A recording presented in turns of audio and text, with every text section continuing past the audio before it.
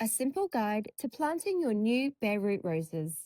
First things first, inspect your roses and check that the roots are still damp and that the stems look healthy. Next, it's time to get those roots into water. Soak them anywhere between an hour to 24 hours to properly rehydrate your roses before planting.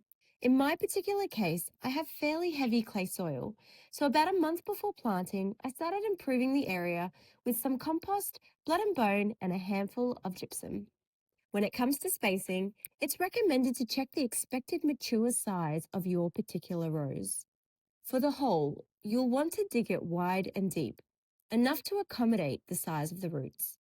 I also added a small mound of good soil at the bottom of the hole for my rose to sit on.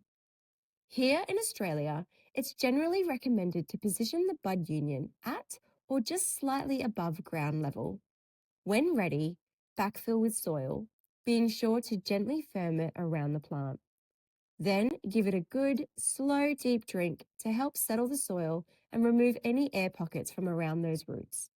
Bare root roses have had much of their root system removed during lifting, so reducing some of the top helps to balance the plant while those roots are still establishing. Don't worry, you'll get plenty of fresh growth from these shortened stems. For the first few weeks, make sure to keep an eye on moisture and water it deeply.